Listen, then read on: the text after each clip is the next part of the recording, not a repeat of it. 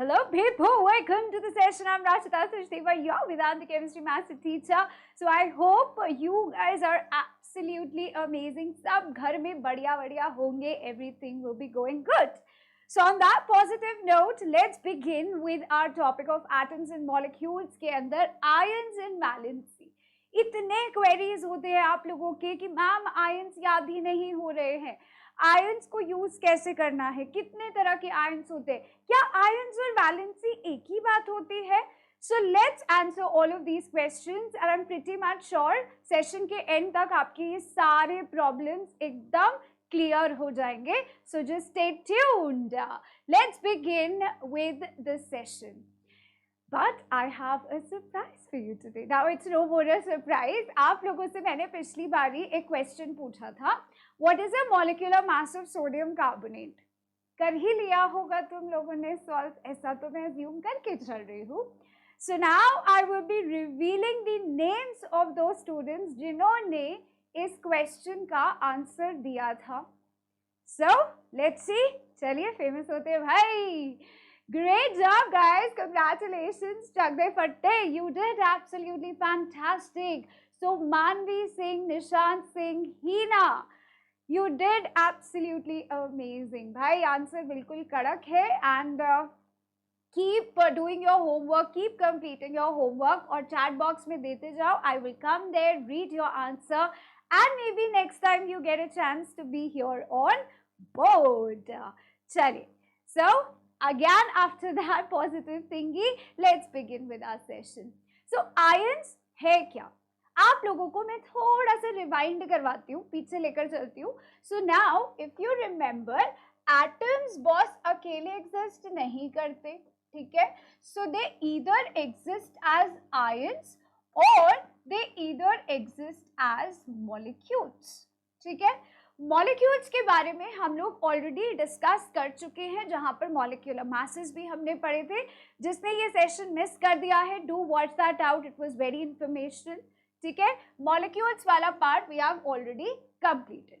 Ions की अगर हम बात करें तो क्योंकि एटम्स बहुत ऐसे कम एटम्स होते हैं जो अकेले रह पाते हैं, जैसे कि हीलियम हो गया, नियॉन हो गया, argon, krypton, xenon. I told you these are noble gases, inert gases, बहुत स्टेबल होते हैं. They are brahmachari element. ब्रह्मचारी बोले तो love to stay single, never ready to get mingle. कोई बॉन्डिंग नहीं चाहिए, कोई रिलेशनशिप का बसर नहीं चाहिए बॉस.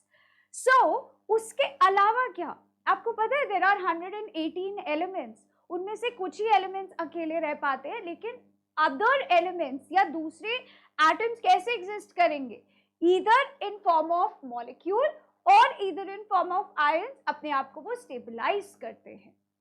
सो आयंस के बारे में अगर हम बात करें, आयंस होते हैं ऐसे एटम्स या ग्रुप ऑफ एटम्स जिनके सर पे चार्ज होता है. सुपरस्क्रिप्ट पे हम लोग चार्ज लिखते हैं. चार्ज बोले तो पॉजिटिव या नेगेटिव, ठीक है?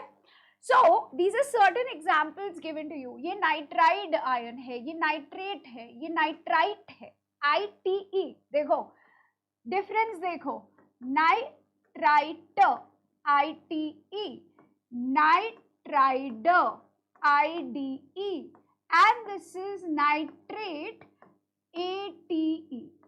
तो इनके जो सफिक्स है सरनेम से फॉर्मूला आयंस का थोड़ा चेंज हो जाता है. Phosphate ion, phosphide, chloride ion, sulphide है ना, सल्फाइड, सल्फेट, यहाँ पे भी यही सेम कहानी है. सो इनको याद कर लो, एग्जाम में पूछ लेता है. सल्फेट हो गया, this is called as sulphide IDE, and this is sulphide ITE. समझ ला? क्लियर है boss? So these are very few examples I have given you. ऐसे बहुत सारे एग्जाम्पल्स है आयंस के. एटम्स या ग्रुप ऑफ एटम्स जिनके सर पे चार्ज होगा, जिनके सर पे पॉजिटिव या नेगेटिव चार्ज होता है, हम उन्हें आयंस कहते हैं. सो अगर मैं यहाँ पे लिखूं sodium, means I will call it as an atom. ये मेरे लिए एटम है. लेकिन अगर मैंने लिखा Na+1, अब मैं इसको एटम नहीं बोल सकती. It is called as ion. It is now for me a sodium ion. ऐसे ही क्लोरीन जो है as atom हम इसको देखेंगे. ठीक है, but Cl1 minus will be then called as ion. ठीक, अब ये पॉजिटिव और नेगेटिव चार्ज आया कहां से? For that let me explain you this part guys. Atoms के अंदर, अभी आप नेक्स्ट चैप्टर जब पढ़ोगे structure of atoms, you will going to learn about this concept in detail. अभी मैं आपको बस सुपरफिशियल इंफॉर्मेशन देती हूँ, ठीक है। एक एटम के अंदर 3 सब एटॉमिक पार्टिकल्स होते हैं, इलेक्ट्रॉन्स जो कि नेगेटिव होते हैं, protons which are positively charged, and neutrons होते हैं विच आर न्यूट्रल, जिन पे कोई चार्ज नहीं होता। सिंपल सी बात है, लॉजिक है सिंपल सा, अगर पॉजिटिव नेगेटिव के बराबर होंगे that means overall will be 0, isn't it? अगर मैं आपको बोलूं -12 + 12 तो इक्वल टू 0 आएगा ना, है ना? तो जो हमारे एटम्स होते हैं दे आर ऑलवेज न्यूट्रल, ये न्यूट्रल होते हैं। न्यूट्रल बोले तो इन पे कोई चार्ज नहीं होता। चार्ज कब लगता है? जब इलेक्ट्रॉन्स और प्रोटॉन्स के बीच में जुगलबंदी नहीं बैठती, एक ज्यादा दूसरा कम, and that will creates a charge. जैसे कि अगर हम बोले कि इलेक्ट्रॉन्स का नंबर अगर प्रोटॉन्स के नंबर से ज्यादा होता है that means overall charge will B negative, ठीक है। अगर प्रोटॉन्स का नंबर इलेक्ट्रॉन्स के नंबर से ज्यादा होगा then overall charge will be positive. Simply समझने के लिए अगर मैं लिख दूं +12 - 10, तो जो नंबर बड़ा है उसका चार्ज डोमिनेंट होगा आपके आंसर में, so your answer will be in positive two, right. ऐसे ही अगर मैं -12 + 10 लिख दूं तो आंसर किस में आएगा? नेगेटिव में। वही कहानी है बॉस, यहाँ पे सेम कहानी। इलेक्ट्रॉन्स क्योंकि ये आपके नेगेटिव होते हैं, अगर ये बड़ा है पॉजिटिव से तो ओवरऑल चार्ज नेगेटिव हुआ, एंड देन वाइसी वर्सा। जब इन नंबर ऑफ प्रोटॉन्स और इलेक्ट्रॉन्स में कम ज्यादा होता है that would create ions. Ions का क्लासिफिकेशन देखते हैं on the basis of charge, on the basis of charge, sorry 100. So on the basis of charge they are of two type, positive and negative. देखो classifications अभी आप और भी पढ़ोगे, तो that's why I'm specifying on the basis of charge दो तरह के आयंस होते हैं, positive and negative. Positive charge को हम बोलते हैं केटायन, नेगेटिव चार्ज को हम बोलते हैं एनायन। कैसे याद करोगे मैम? बहुत कंफ्यूजन होता है, केटायन कौन सा, एनायन कौन सा। इसके लिए एक सिंपल सा ट्रिक है बॉस, याद कर लो, कैट हैज पॉज, ये तो बात सच है ना, कैट हैज पॉज, तो कैट इज फॉर केटायन, याद कर लो, ठीक है। P for positive, cat has pause, cations are always positive charged ions.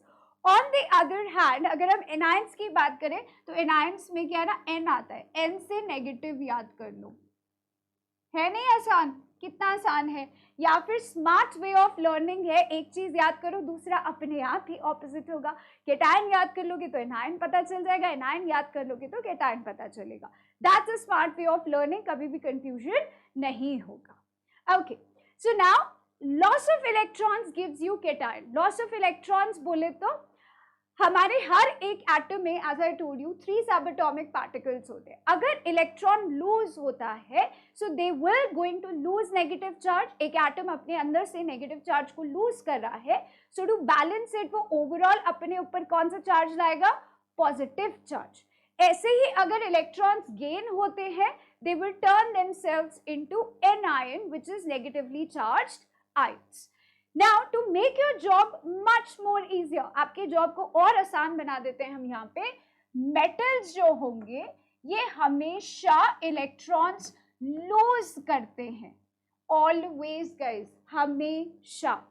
जितने भी मेटल्स होंगे वो अपने इलेक्ट्रॉन लूज करके स्टेबिलिटी पाते हैं, and once they become stabilise they turn themselves into positive charged ion जिसे हम केटायंस कहते हैं।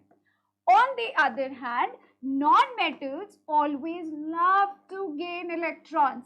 ये हमेशा electrons gain करेंगे. They are greedy towards electron and turn themselves into negative charged ion, जिसे हम anions कहते हैं.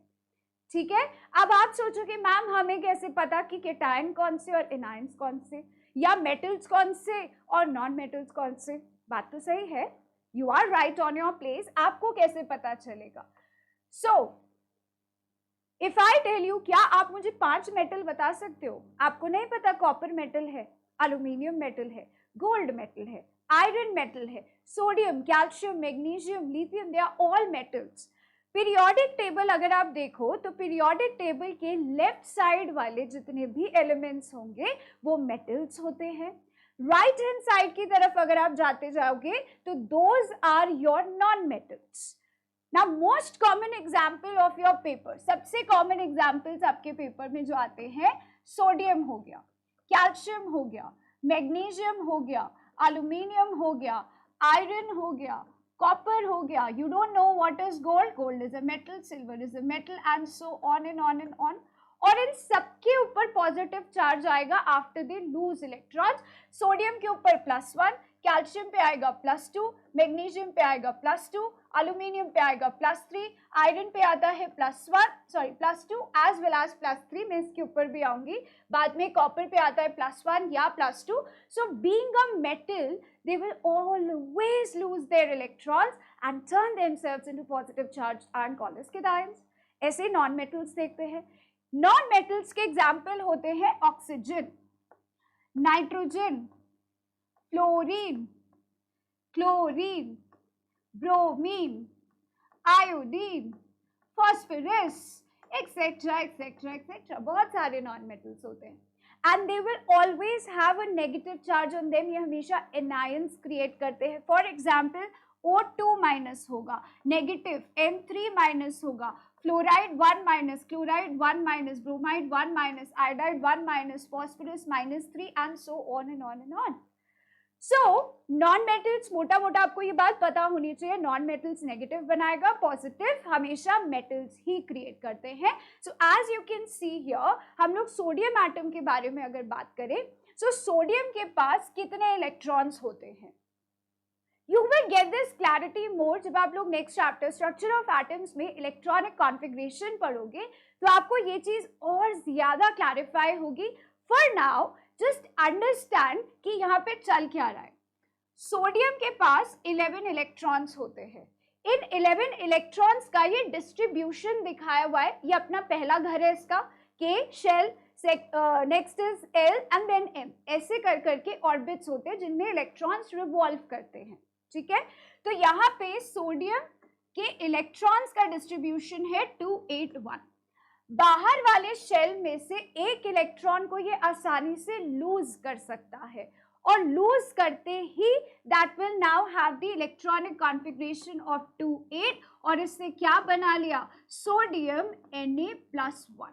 वाई +1? क्योंकि यहाँ पे इसे सिर्फ एक ही इलेक्ट्रॉन को लूज करा है. अब लूज करने का रीजन होता है स्टेबिलिटी के लिए. बाहर वाले शेल में अगर 8 इलेक्ट्रॉन्स होते हैं तो वो सबसे ज्यादा स्टेबल माने जाते हैं. स्टेबिलिटी के लिए बाहर वाले शेल में there has to be always completely filled electronic configuration. बाहर वाले शेल में 8 इलेक्ट्रॉन्स चाहिए थे तो उसको भी लगा कि भाई लूज करो, एक इलेक्ट्रॉन मैं आसानी से लूज कर सकता हूँ. So they have lost 1 electron, turn themselves into positive charged ion, that is cation. ऐसे ही दूसरे मेटल्स भी बिहेव करते हैं. Now moving on to non metal like chlorine.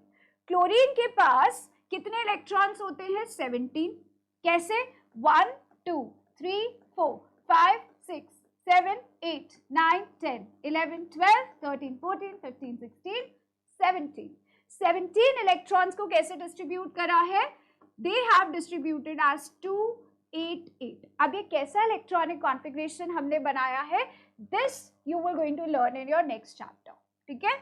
2 8 7. अब इस 7 को हमें 8 बनाना है. एज आई टोल्ड यू, बाहर वाले शेल में कंप्लीटली फिल्ड इलेक्ट्रॉनिक कॉन्फ़िगरेशन होनी चाहिए. तो बाहर वाले में अगर हमें 8 बनाना है तो इसको भी लगेगा यार 1 इलेक्ट्रॉन, प्लीज 1 इलेक्ट्रॉन दे दो मुझे, मैं स्टेबल हो जाऊंगा. So now gain of 1 electron will give to 8 electronic configuration. ये stable होगा and in return it will going to make chloride anion. Anion means negative charge. 1 electron gain करा है तो 1 नेगेटिव आएगा, 3 इलेक्ट्रॉन्स गेन करोगे तो 3 नेगेटिव आएगा, 2 electron lose करोगे तो 2 पॉजिटिव आएगा, 3 इलेक्ट्रॉन लूज करोगे तो 3 पॉजिटिव आएगा. सो दैट डिपेंड्स, चार्ज का नंबर क्या है वो डिपेंड करता है कि आप कितने इलेक्ट्रॉन्स गेन या लूज कर सकते हो. नाउ ओवरऑल केटायंस के अंदर आप प्रोटॉन्स देख रहे हो, प्रोटॉन का नंबर इलेक्ट्रॉन से ज्यादा है. एज आई टोल्ड यू, जो चार्ज है वो कौन डिसाइड करता है? प्रोटॉन्स और इलेक्ट्रॉन्स के नंबर कम ज्यादा होने पर पता चलेगा कि बॉस आपका रिजल्टेंट पॉजिटिव है या आपका रिजल्टेंट नेगेटिव है. तो यहाँ पे P का मतलब है बॉस प्रोटॉन्स जो कि पॉजिटिव चार्ज है, और यहाँ पे कितने हैं 1 2 3 4 5, और इलेक्ट्रॉन्स कितने हैं which are negative, negative are 3. So overall charge कितना आएगा, पॉजिटिव या negative? Overall they will fall into a category of positive and they will turn themselves into cations. ठीक है, नेक्स्ट वाले पे जाओ. एनायंस कब बनते हैं? जब इलेक्ट्रॉन्स का नंबर प्रोटॉन से ज्यादा होगा. 1 2 3 4 5. There would be 5 electrons which are negative and 3 positive charge. So overall negative आपके बड़े हैं, तो that is why the overall result will be negative. That will be going to create your anions. Okay. So as I told you, ions के अलग अलग तरह के classifications होते हैं. फर्स्ट आपने देखा on the basis of charge. Charge के बेसिस पे पॉजिटिव भी हो सकते हैं, नेगेटिव भी हो सकते हैं.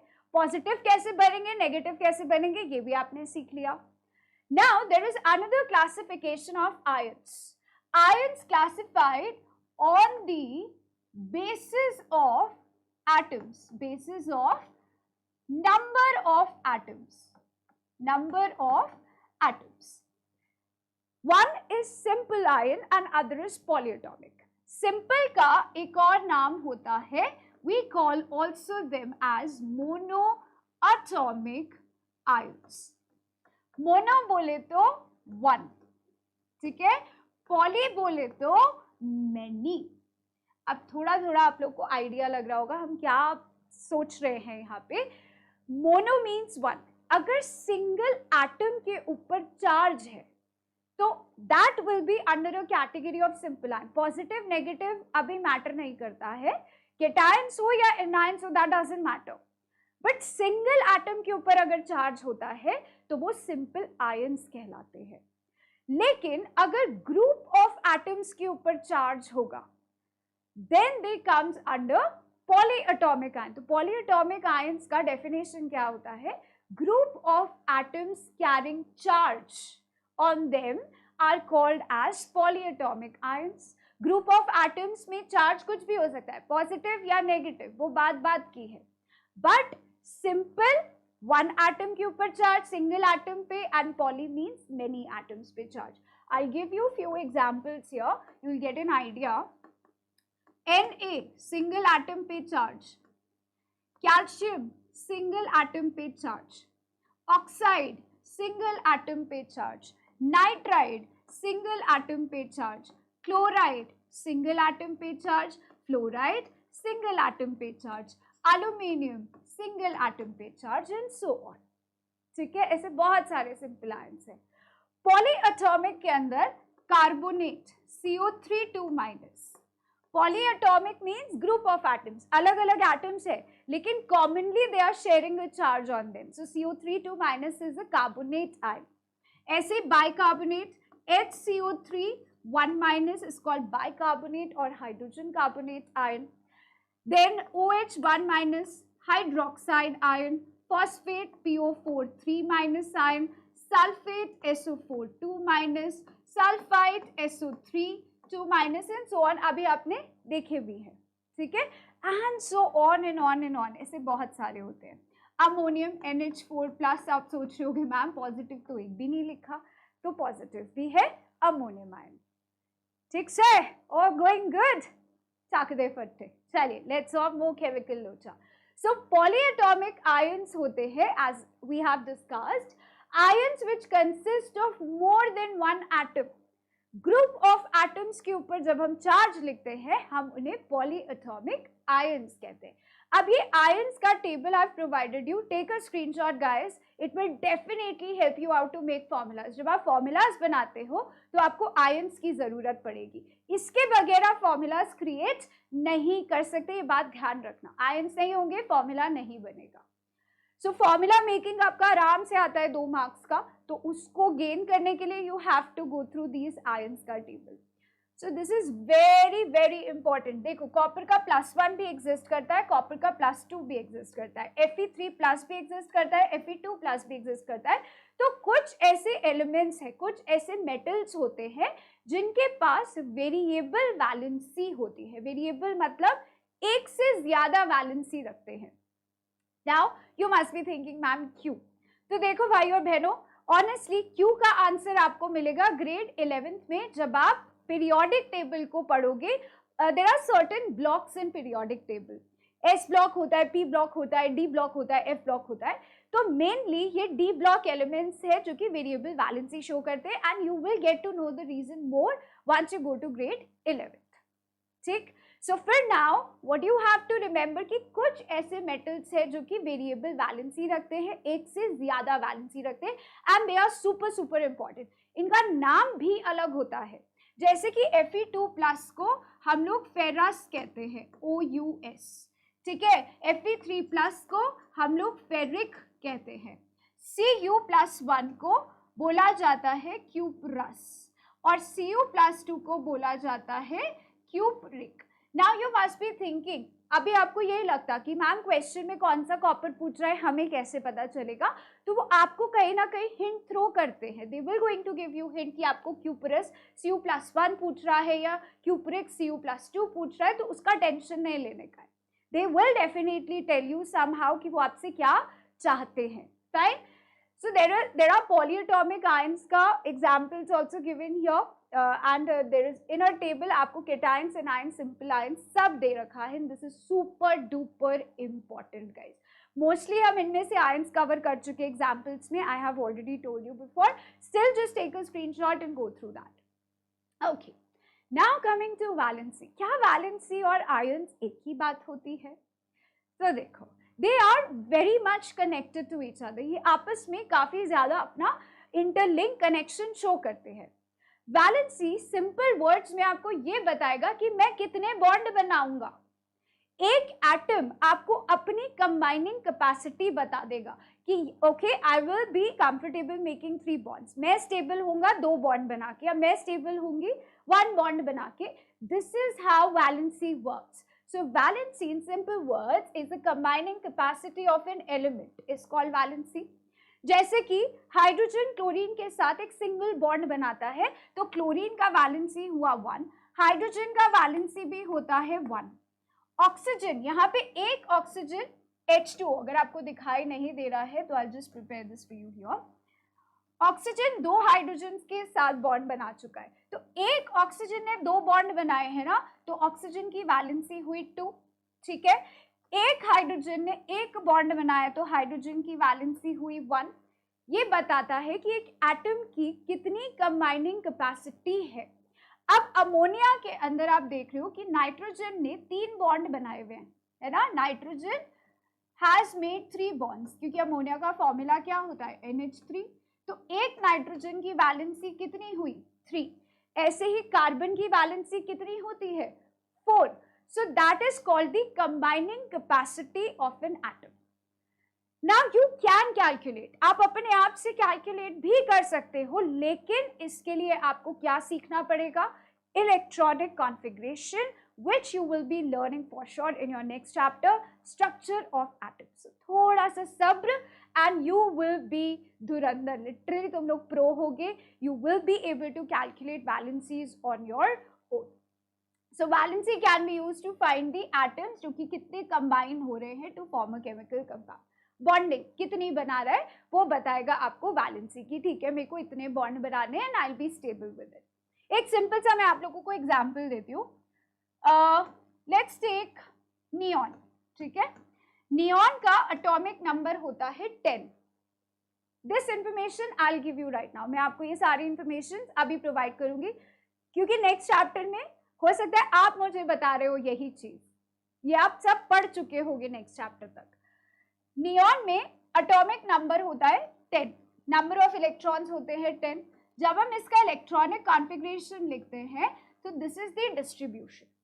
अब बाहर वाला शेल कंप्लीटली फिल्ड है, कंप्लीटली फिल्ड है मतलब क्या होता है, जब आपके इलेक्ट्रॉन्स कंप्लीटली फिल्ड होते हैं they are very stable. Very stable means कि आप इनको छेड़ो मत भाई, इनको कुछ नहीं चाहिए, ये अकेले खुश है क्योंकि ये अकेले अपने आप में स्टेबल है। सो इसीलिए मैं क्या बोलूंगी, इनका कंबाइनिंग कैपेसिटी जो है, combining capacity of neon capacity is 0। I can say that क्योंकि यहाँ कोई बॉन्डिंग ही नहीं बनाएंगे ना इलेक्ट्रॉन लूज कर सकते हैं ना इलेक्ट्रॉन गेन कर सकते हैं, ना चाहते हैं। So that's why there combining capacity is 0, it is 0। I hope now you understand it in a much better way. तो जितने भी नोबल गैसेस होते हैं, जितने भी इनर्ट गैसेस होते हैं, ब्रह्मचारी एलिमेंट्स, उनका कंबाइनिंग कैपेसिटी 0 होता है, ठीक है। Okay, now these are the valencies of some common ions. Valency के बेसिस पे बात करते हैं तो जो आप नंबर लगाते हो ना ऊपर, पॉजिटिव नेगेटिव के बाद जो आप नंबर लगाते हो वो एक्चुअली आपका वैलेंसी डिनोट करता है। तो यहाँ पे वैलेंसी 1 के आपको पॉजिटिव आयंस दिए, वैलेंसी 1 के नेगेटिव एंड वैलेंसी 1 के पॉलीएटॉमिक आयन। सो कॉपर +1 में एग्जिस्ट करता है हाइड्रोजन आयन H+1, ठीक है। याद रखना हाइड्रोजन एक ऐसा एटम है जो कि 2 फॉर्म ऑफ आयंस बनाता है। एक्सेप्शन केमिस्ट्री है, कहीं ना कहीं तो एक्सेप्शंस आएंगे ही आएंगे बॉस। सो हाइड्रोजन H+1 भी बनाता है और H-1 भी। मुझे लगता है ना हाइड्रोजन वो थाली के बैंगन नहीं होते, जिधर फायदा मिले उधर लुढ़क जाते। जैसे कि अगर मम्मी से कुछ चाहिए तो मम्मी मम्मी मम्मी मम्मी, और पापा से कुछ चाहिए तो पापा पापा, यही करते हैं ना हम लोग भी। तो बस वैसे ही हाइड्रोजन है, जिधर फायदा मिलेगा वैसे बिहेव करने लगेगा। हाइड्रोजन H+ भी बना सकता है, H-1 को हम हाइड्राइड कहते हैं, एंड सो ऑन। ऐसे ही वैलेंसी 2 वाले Fe2+, U2+, देखो कुछ नया नहीं है, ये आप अभी पढ़ के आए हो, बस यहाँ पे अलग अलग इनको कैटेगरीज बॉक्सेस में डाल दिया है कि ये पॉजिटिव वाले वैलेंसी 2 है, ये नेगेटिव वाली वैलेंसी 2 है, ये पॉलीएटॉमिक वाली वैलेंसी 2 है। ये आप सब अभी देखकर आ चुके हो। ऐसे ही वैलेंसी 3 जिसमें प्लस वाले भी मिलेंगे, नेगेटिव वाले भी मिलेंगे एंड पॉलीएटॉमिक भी मिलेंगे। अब 4 मत ढूंढना यहाँ पे, डोंट लुक फॉर 4। 4 का जो बिहेवियर है वो अलग ही होता है, वो अलग ही प्यार में है भाई, वो ये लूज और गेन का खेल नहीं खेलते हैं। 4 वाले इलेक्ट्रॉन्स या वैलेंसी 4 थोड़ा ना शेयरिंग में बिलीव करते हैं, शेयरिंग इज केयरिंग वाला टाइप्स। तो उनकी जो प्रॉपर्टीज है, कैरेक्टरिस्टिक्स है, वो आप लोग ग्रेड 10 में पढ़ोगे। For now just stick to valency 1, 2 and 3। Now coming on to variable valency. मैंने अभी अभी इस टर्म का यूज करा था। वेरिएबल बोले तो भिन्न भिन्न प्रकार की, अलग अलग तरह की एक एटम वैलेंसी रख सकते हैं। क्यों रखेंगे, ग्रेड 12 ग्रेड 11 में सीखेंगे, ठीक है। वो कॉन्फ़िगरेशन पे डिपेंड करता है उनकी, ठीक। सो यहाँ पे कॉपर +1 भी रखता है, कॉपर +2 भी रखता है, आयरन +2 भी रखता है, आयरन +3 भी रखता है, ठीक है। ऐसे ही सिल्वर Ag+1 भी रखेगा, Ag+2 भी रखेगा, 2 है। मर्करी का भी 2 वैलेंसीज है, वेरिएबल वैलेंसी है, लेड की भी है। So few metals have variable valency, shows variable valency. जो एग्जाम के लिए आपके लिए इंपॉर्टेंट है वो है कॉपर और आयरन। ये बहुत बहुत इंपॉर्टेंट है आपके एग्जाम के पॉइंट ऑफ व्यू से, ठीक है जी। ओके अच्छा, एक चीज और मैं आप लोगों को बता देती हूँ जिससे कि you will never ever face trouble. आप नाम कैसे याद रखोगे कि फेरिक बोलना है कि फेरस बोलना है, क्यूपरिक बोलना है कि क्यूपरस बोलना है। फॉर दैट गाइज हम लोग सरनेम पर खेलेंगे, ठीक है। सफिक्स जिसे हम लोग बोलते हैं सफिक्स, ठीक, अगर बड़ा नंबर होता है, if it's a bigger valency, if valency is bigger, number बड़ा है, तो उसका जो नाम है वो इक से एंड होगा। अगर लोअर वैलेंसी है तो वो अस से एंड होगा। If we are talking about lower valency, तो हम लोग उसके सफिक्स को या उसके सरनेम को लिखेंगे अस। जैसे कि अगर मैं बात करूं आयरन का 3+ और 2+, है ना, तो 3+ वाला बड़ा वैलेंसी है, तो इसका नाम जो है वो इक से एंड होगा, दैट मीन्स फेरिक। बॉस, इससे काफी सारी चीजें आपकी क्लियर हो जाएंगी। जो छोटा वाला वैलेंसी है that will be and with us, तो इसलिए उसको बोलते हैं फेरस। ऐसे ही कॉपर के साथ भी होगा, बड़ा वैलेंसी है तो इक, छोटा वैलेंसी है तो अस। सिल्वर में भी यही खेल चल रहा है, छोटा वैलेंसी है तो अस, बड़ा वाला वैलेंसी है तो इक।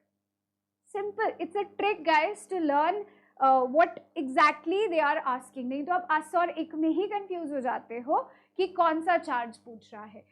So now we have come to a beautiful ending guys। तो अभी याद रखना, next time I'll be again showing you your homework का answers as well as your names on screen। तो देखते हैं next time who will come on screen। Name 2 metals which show variable valency। Simple सा है भाई, अभी अभी करके आए हो। Come on guys, you can do this, chak de fateh। So do not forget to press the bell icon as you will be getting more informational videos like this, और खूब सारे tips and tricks के बारे में भी हम लोग बात करेंगे। So do not miss this out guys। And you can always follow me on my Insta channel and join Telegram channel for more knowledgeable videos। That was it from my side। This is me, Rachita Sachdeva, signing off। Thank you, have a nice time, stay fit, stay happy always। Bye, take care।